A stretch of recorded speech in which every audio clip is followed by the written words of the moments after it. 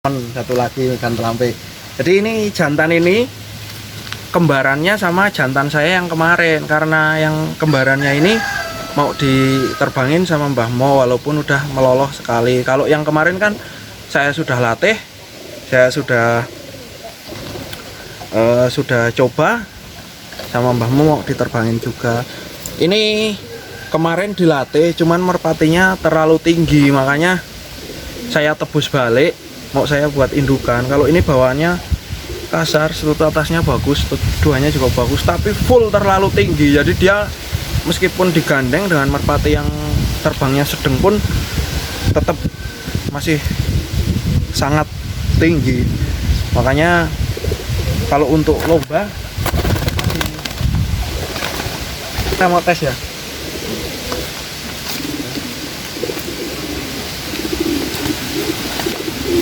Ini ada beberapa merpati nih, bisa dilihat ya. Saya mau ambil kurungan dulu.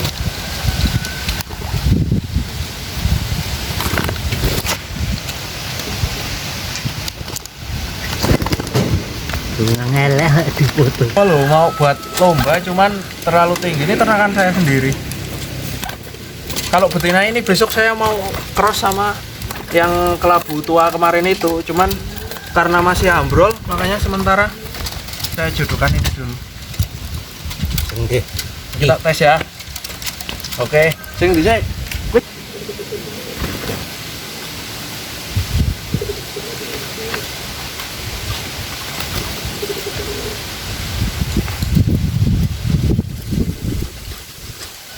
Nih, merpatinya Bang Oto.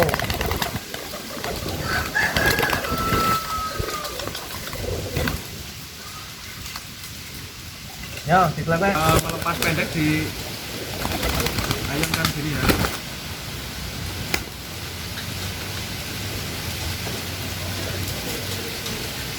Kita latih pendek dulu. Besok sini mau saya kasih. Oke, ini kita tes terbang merpati Bang Oto.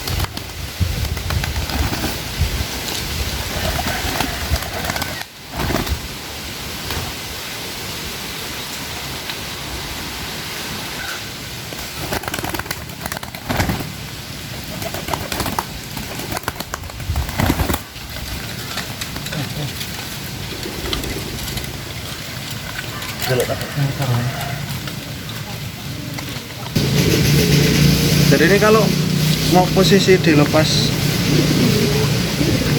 pertama, meskipun merpati udah jadi, harus kita panasin pendek-pendek dulu. Nih, kita coba.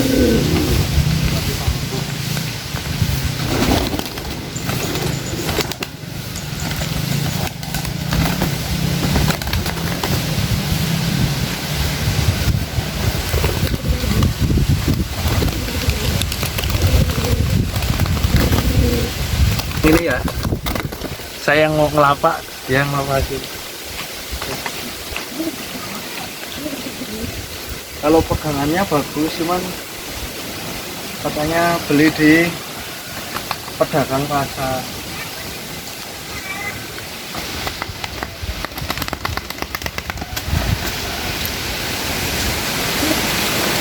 Oke, balik lagi di channelnya Wongso Drone. Untuk kali ini saya akan membagikan tips bagaimana sih cara meraba si merpati ini, seratnya halus atau kasar. Jadi bedakan ya antara otot sama urat ya. Jadi kalau urat itu atau serat itu yang terdapat pada dagingan si merpati ini, tapi kalau otot sendiri itu dia yang ada di struktur luar lah gitu. Jadi kalau otot itu biasanya hubungannya sama sama kenceng apa tidaknya si merpati ini sendiri, tapi kalau serat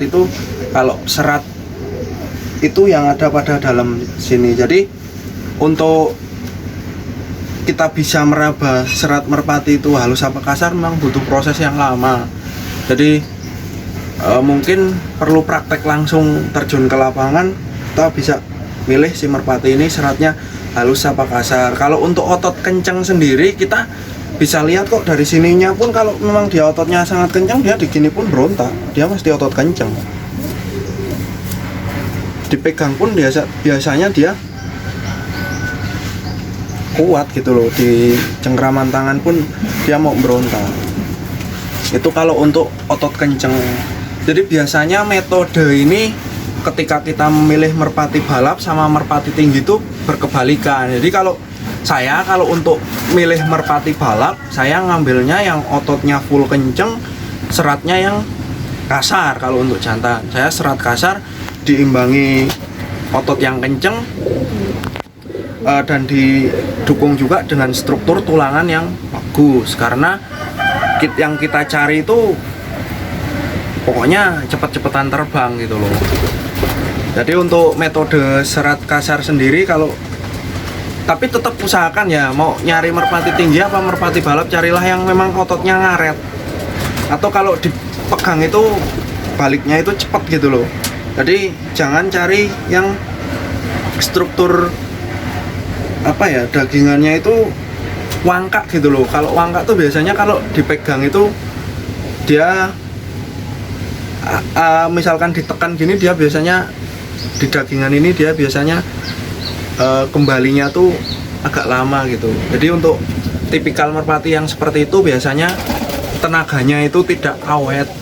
Kalau untuk mau cari yang tenaga awet, biasanya ya cari yang merpatinya bulat, kemudian dagingannya itu yang benar-benar dagingan ngaret atau katakanlah ngeper. Jadi untuk tenaga dia habiskan, cepat pulihnya.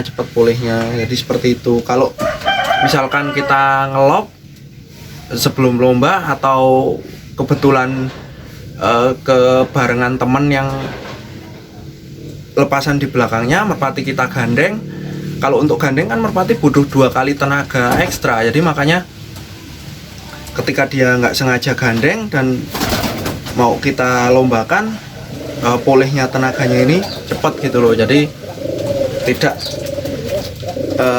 tidak butuh waktu lama untuk dia memulihkan tenaganya si merpati. Jadi sekali lagi, kalau otot kenceng dia bisa diraba dari sini, dari sayap diginikan, dan kalau dipegang itu pasti agak berontak gitu merpatinya.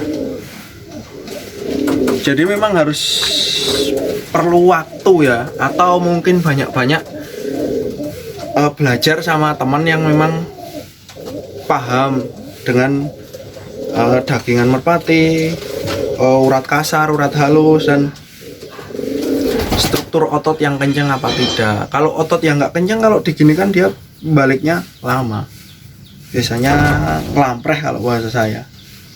Nah seperti itu. Jadi kalau untuk merpati balap, saya biasanya nyari yang seratannya kasar, tulangannya besar, tetapi sesuai dengan kondisi merpati itu sendiri. Kemudian saya nyari yang ototnya full kenceng. Tapi kalau untuk merpati tinggi, saya biasanya nyarinya yang ototnya sedang, nggak terlalu kenceng banget. Kemudian untuk seratannya saya biasanya nyari serat yang sangat halus kalau untuk merpati tinggi. Karena kalau untuk perbedaan serat kasar sama halus, urat kasar, urat halus biasanya di tipikal terbangan itu loh. Jadi kalau untuk serat halus itu biasanya merpati itu mudah untuk lambung. Jadi mungkin 1 kali giringan, 2 kali giringan kita latih di lokasi, biasanya dia udah mau lambung. Tapi kalau untuk serat kasar biasanya butuh proses yang lama untuk bisa lambung. Kalaupun bisa tinggi, jauh dari kata bisa nitik merpati. Itu metode ketika saya meraba merpati tinggi sama merpati balap. Jadi sekali lagi, kalau untuk merpati balap saya nyari yang ototnya kenceng, full kenceng, seratannya atau uratannya itu yang kasar tapi ngeper ya.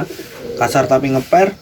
Terus kemudian tulangannya juga tulangan besar tapi sesuai dengan body si merpati itu sendiri. Kemudian kalau untuk merpati tinggi saya nyari yang seratannya halus, ototnya nggak terlalu kencang dan tulangannya sedang, nggak terlalu besar. Karena kalau dilatih untuk lambung biasanya dia cepet.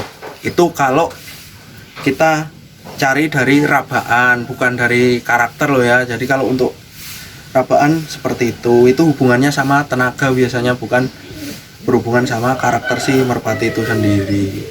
Oke, nanti di lain waktu kalau masih bingung akan saya jelaskan lagi ya. Salam merpati, mantap.